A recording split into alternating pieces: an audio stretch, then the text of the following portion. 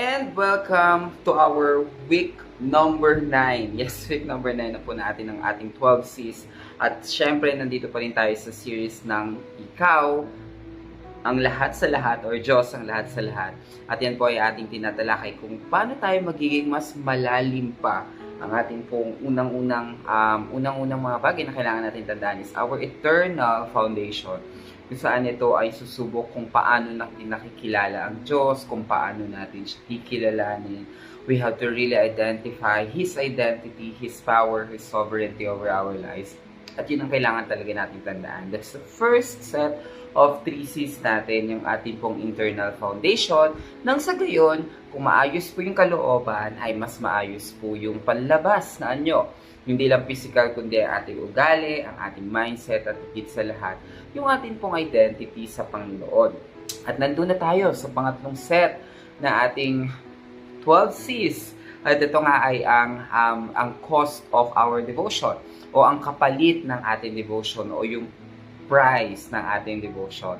At ngayong gabi nga, at ngayong araw nga, gabi ako nag-record, at ngayong gabi nga ay dating tatalakayin naman yung cost of following Christ. Later on, mas mababanggit natin yung dalawang mahalagang tao, si David and si Stephen, at later on, mas mapapalalim natin kung ano nga ba yung kalalagayan natin kapag tayo ay sumunod. So, hindi ito bed of roses. May challenges, but our sure foundation, our sure hope is in Jesus Christ. Bago po ang lahat, samahan niyo po muna ako mag-pray para sa gabing ito at para sa araw na ito. Lord God, we thank you. Lord, the Lord of Lords, the King of Kings, you are amazing, God. Salamat po, Panginoon. Continue, O Lord God, to talk to us. Continue, O Lord God, to encounter us, O Lord God, through this simple message, Panginoon. Patuloy kayo na mamayag, pagpatuloy kayo maitaas, madakila. Lamisan niyo po ang aking dila sa bawat segundo ng video na ito. Kaya kayo po, Lord God, ang maitaas. Salamat po at abutin nito ang marami pang tao na gustong makilala ka ng mas malalim. Sa pangalan ni Jesus, Amen and Amen. Cost of devotion, the same question for the 12 C's that we keep on asking. What life is and what life for. Para saan nga ba itong buhay natin? Para saan itong ginagawa natin? Para sa lahat-lahat ng mga bagay na ginagawa natin sa buong buhay natin. Para saan nga ba ito? Sa unang sipa lang ay maliwanag na kung para saan yung ating buhay. At yun nga ay para mag-conform o maging tulad ni Kristo. Pero sa kabila ng lahat ng ito ay medyo madami pa tayong pagdadaanan. Kung maaalala nyo, iba't iba yung result o iba-iba yung resulta ng pagsunod sa Panginoon. Merong nag-share si Peter in the upper room, and then thousands of people were won to Christ. Diba? But there is also a person named Stephen na nung nag-share siya ay namatay siya. Magkaiba man ng resulta, ang alam natin na cost is not a result, it is a fruit of our faithfulness to obey to the Lord. Yung cost nito ay hindi na nakita nating resulta, or kung may maganda man resulta or may pangit man na resulta. Ngunit ang pag-uusapan natin ngayon ay yung cost na ang ibig sabihin ay ang ating faithfulness sa pagsunod sa utos ni Lord. May nakakakita man, may hindi man nakikita, o kaya naman maganda yung kinalabasan or pangit man ang kinalabasan. We know exactly na yung cost na pinag-uusapan natin ngayon is never about the fruit. It's never about the result, but it is a faithfulness to obey. Kaya nga, sabi nga, panawagan ko rin lagi ito sa mga inaalagaan ko, that sometimes we really have to obey even that the things get so unknown. Kahit na ridiculous mga nangyayari. Because we are not actually looking after the situation, we're not looking actually after kung anuman yung mga nangyayari sa pagsunod natin, ngunit yung ating pagsunod ay found or nakasaalay-alang sa ating Panginoon. Ito ay nakaangkla sa kung sino ang Panginoon, yung identity ni Jesus, yung kanyang sovereignty. Doon tayo nakatuon. Kaya kahit minsan hindi na natin alam, but susunod pa po kami, Lord, ang gulo-gulo na nangyayari, yung family ko is getting, my career is getting like this, all the situations getting, do not forget that God is sovereign. And it is giving us peace, no, na binibigyan tayo ng kapayapaan na meron na alam natin na ang Diyos ay Diyos He is sovereign at alam niya lahat ng ginagawa niya. And we don't have to worry much about that. Amen? So ngayon, meron po tayong kailangan 3 M pag-uusapan kapag pag-uusapan natin ng cost. Una, the man, the martyr, and the message. Who is the man? Sabi dito sa Matthew 10:16, I am sending you out like sheep among wolves. Therefore, be as shrewd as snake and as innocent as dove. Ano yung premium nito? That's how I send you. Sabi sa Pastoral Renewal, no? Totally defenseless. Kumbaga, Joseph, sabi dito, talking to a one person, parang ikaw yung tupa, nasa paligid mo yung mga wolf. Sa palagay mo, anong gagawin sa'yo ng mga wolf kapag andun ka? Lalapain ka. You're totally defenseless. And without a reason, without hope of any success. It's just like that. Kaya ang tanong, if you're willing to go like that, go. And if you are not willing to be in that position, do not go. Ganun kasimple. Grabe, no? Grabe yung cost. And we have to be like that, man, na parang when we are following Christ, when we are following this walk, when we are really journeying in this Christian walk, simple lang naman yung pagpipilian natin. Are you going with that situation? Just go. If you're not willing to do that, don't go. Amen? Kaya nga, napakaganda ng Acts 6:5 patungkol ito kay Stephen. Ang sinabi dito na this proposal, please, ano yung proposal? Na nagkakaroon na nabibisi na yung 12 apostles sa mga bagay na hindi naman dapat nila dapat pagbisihan. So, ito yung mga Hellenist o itong mga miyembro nila ay nag-suggest na baka pwedeng mag-focus na kayo on your duties. So, 12 apostles, sila Peter to be particular, your duty to share the word of God. At yung mga Hellenes, kami na ang bahala dito sa mga gawaing pagluluto, pag-distribute ng food. And that proposal pleased the whole group sa Acts 6 and 5. They chose Stephen, a man full of faith and of the Holy Spirit. Huwag na tayo lumayo pa sa verse na to. Sa Acts 6:5, sinabi doon na being a man is a man full of faith, and being a man is a man full of spirit. Hallelujah. Pwedeng magaling ka, pwedeng talented ka, pwedeng marami kang alam, pwedeng marami kang title, Gerald de Sacola, blah, blah, blah, LPT, MD, and so on and so forth.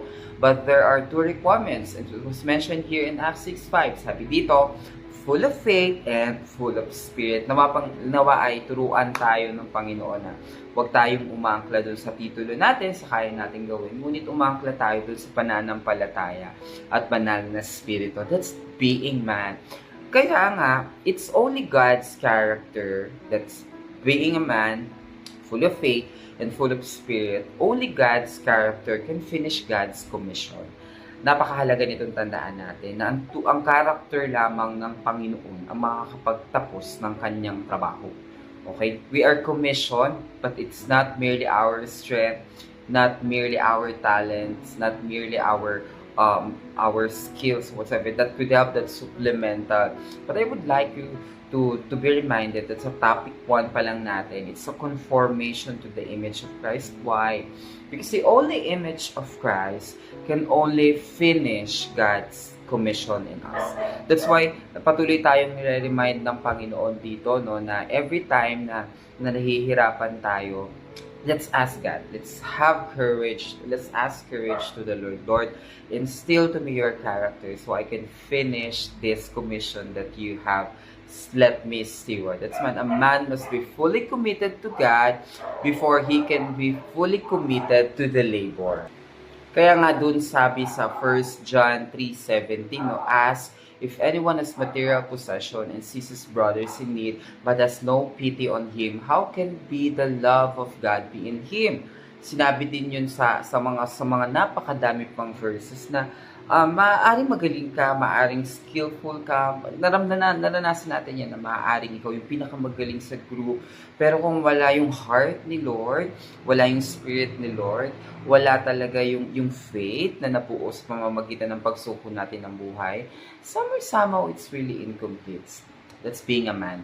Let's be a man full of faith and full of obedience to the Lord. Amen? And being a martyr, hindi po nadali. Actually, sharing the gospel and dying for them, sabi sa Acts 7:55-56, but Stephen, full of Holy Spirit, looked up in heaven and saw glory of God, and Jesus standing at the right hand of God. Look, he said, I see heaven open and the Son of Man standing at the right hand of God. Dito, yung pag-share ni Stephen, killed him. Yung nag-share niya ito, na talagang napahamak siya. And we must be having that same spirit, having that same faith that it's okay. If it will cost my life, it will cost my comfort, then I'll be that martyr. I'll be that one who will proclaim the name of God, who will bear the light, who will share the gospel, even it will cost my comfort. No? That's why one of the best thing na kailangan nating tandaan sa John 15:13, sabi doon, greater love has no one than this, that someone lay down his life for his friend. Hindi madali. Madaling magmahal ng mga kamahal-mahal. Madaling magbigay sa mga mapagbigay. Madaling unawain yung mga madaling unawain. Pero paano kung hindi na? Paano kung hindi na kamahal-mahal?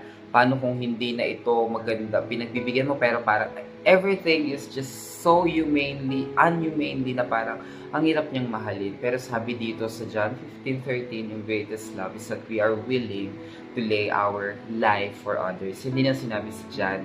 So 1 John 3:16, napakaganda din nun. That's why the message of this one is 1 Peter 4:19, therefore, let those also who suffer according to the will of God entrust their souls to the faithful Creator in doing what is right. That's why whatever we suffer due to faithfulness to Jesus, we will be rewarded with His eternal acceptance and the encouragement that He will use our service for His purpose and glory. Kaya nga mga kaibigan, sa atin pong application, I have told you this thing, sabi sa John 16:33, so that in me you may have peace. In this world, you will have trouble, but take heart, I have overcome the world. Tatlong applications bago tayo magtapos. Number 1, there is a certainty of trouble. Hindi siya nakaka-encourage, but number 2, the comfort of peace is always sure. And there is a confidence of victory kasi sabi ni Jesus, tinapos niya na ang lahat. We will just have to go and make disciple and be like Him. Father God, thank you for reminding me this simple reminder, O Lord God, that while we are becoming like you, there are challenges, there are costs. There are things, O Lord God, that we really have to surrender. But Lord, thank you for reminding us that you've already done the victory. Namumuhay na lang kami sa katagumpayan na ginawa mo. Sa pangalan ni Jesus, Amen and Amen. Maraming salamat at muli pagbati sa Hope in the Savior. Hindi ko nasabi sa simula, but salamat po mula sa Hope in the Savior Church dito sa Cavite. God bless!